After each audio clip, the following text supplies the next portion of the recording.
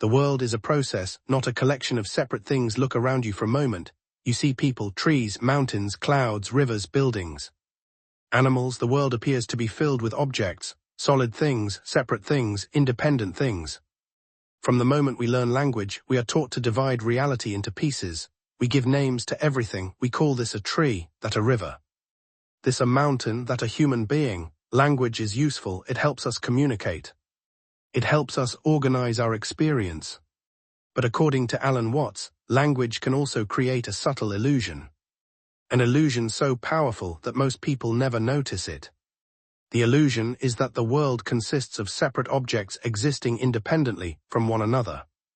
When we hear the word tree, we imagine a thing.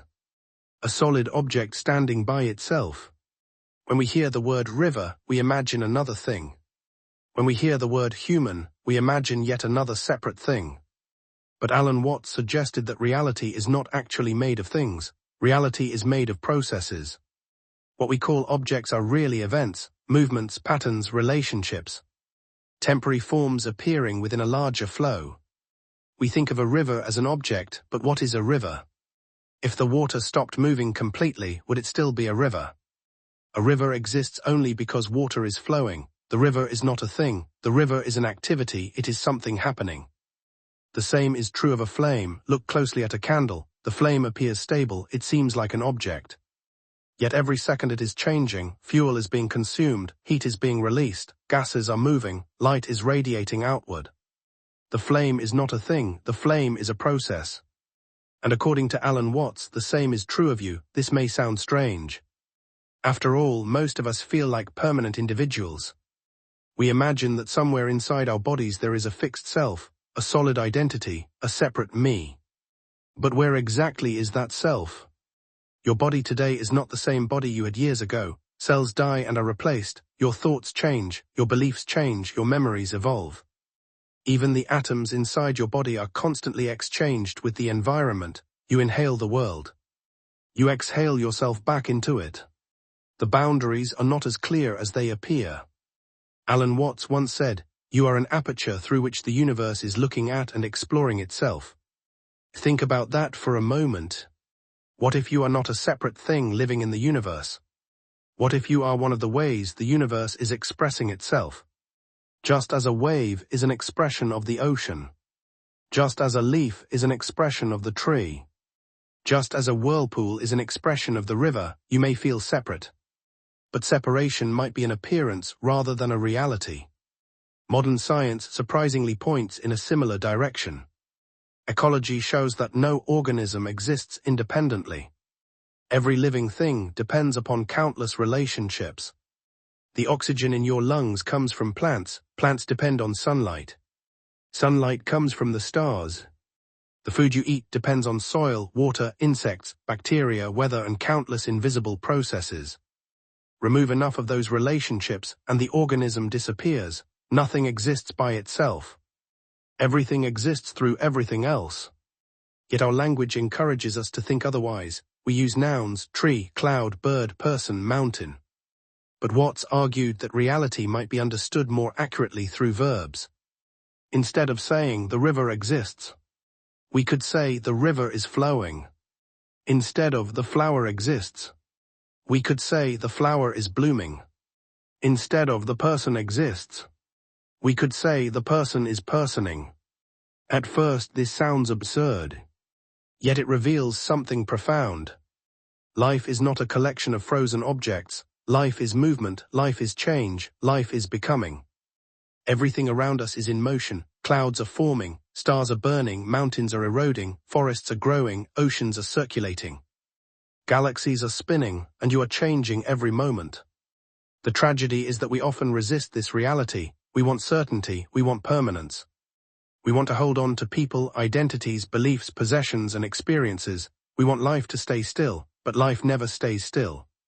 Trying to stop change is like trying to stop the wind. The harder we cling, the more we suffer.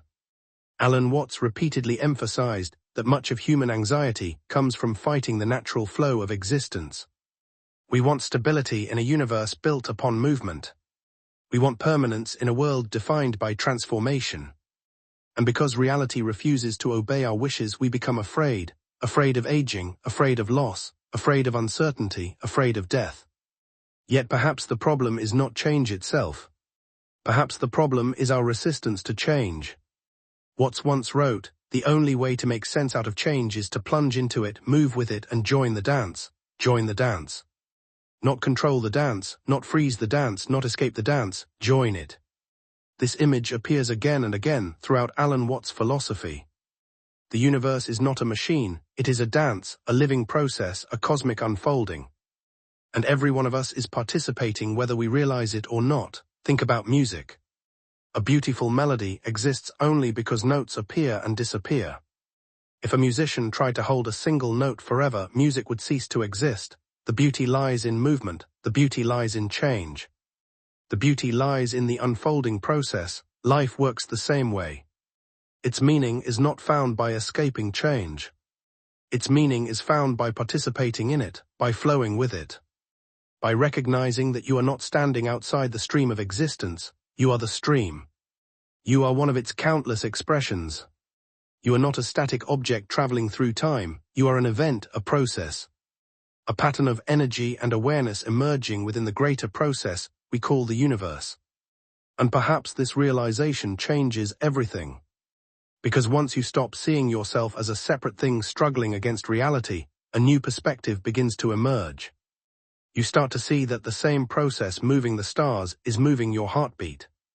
The same process growing forests is growing your hair. The same process flowing through rivers is flowing through your veins.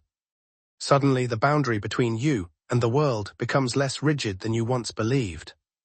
And with that realization comes a strange sense of freedom. A sense that you are not isolated, not disconnected, not alone, but part of something vast, living and continuous.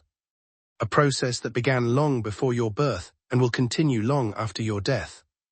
And yet, if we are truly part of this great process, why do we spend so much of our lives feeling trapped inside a separate self? Why do we cling so tightly to identities that constantly change?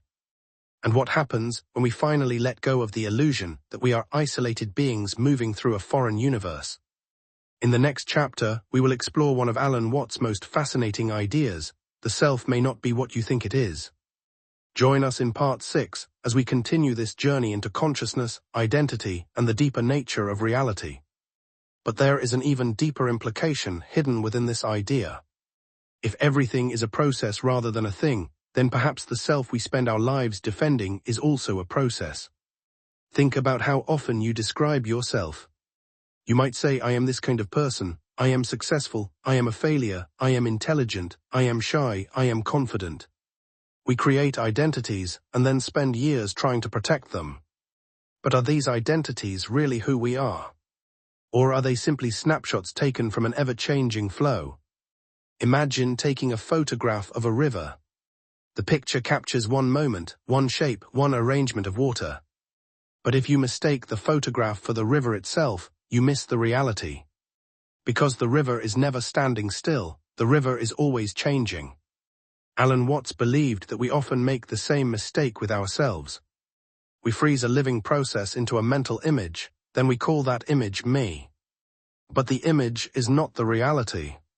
The reality is far more alive, far more fluid, far more mysterious. The person you were 10 years ago is gone. The person you will become 10 years from now does not yet exist. What exists is the ongoing process happening right now, a process of thinking, feeling, growing, changing, learning, experiencing. In this sense, life is less like a statue and more like a song. A song does not exist as a fixed object, it exists through movement, through rhythm, through change. The moment the music stops moving, the song disappears. Life works the same way. And perhaps this is why so many people suffer. We try to become permanent in a universe that is constantly transforming. We try to hold on to what must eventually change. We try to control what was never meant to be controlled.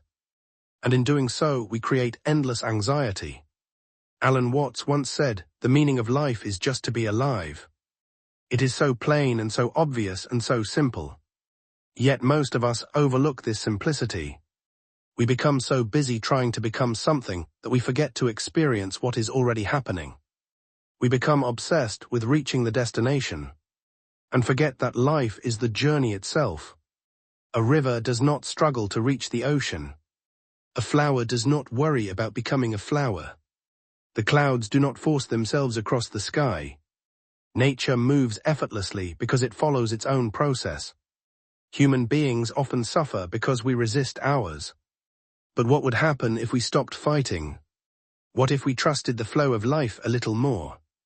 What if we stopped treating ourselves as isolated objects and began seeing ourselves as expressions of a much larger process? Perhaps then we would discover something remarkable. Perhaps we would discover that beneath all our fears, beneath all our labels, beneath all our carefully constructed identities, there is a deeper connection, a connection to the world, a connection to nature, a connection to the universe itself.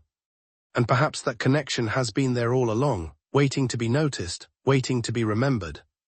Alan Watts often reminded us that we are not strangers in this universe, we are not accidents. We are not separate observers looking at reality from the outside. We are reality expressing itself in human form. Just as waves are expressions of the ocean. Just as flames are expressions of fire. Just as leaves are expressions of a tree. You are not something apart from the universe. You are one of the ways the universe happens. And when this understanding begins to sink in, life no longer feels like a battle against the world. It begins to feel like participation in a great cosmic dance. A dance that has been unfolding for billions of years. A dance that continues in every heartbeat, every breath, every sunrise, every falling leaf, every flowing river, and every human life. But if the self is not a fixed thing, then what exactly are we? Who is the I that seems to live inside our heads? Is the ego real? Or is it another illusion created by thought? These questions lead us directly into one of Alan Watts' most fascinating and controversial teachings. In the next episode, we will explore the mystery of the ego, the illusion of the separate self, and why so many people spend their entire lives searching for an identity that may never have existed in the way they imagined. Join us in part 6 as we continue this journey into consciousness, reality, and the true nature of who we are.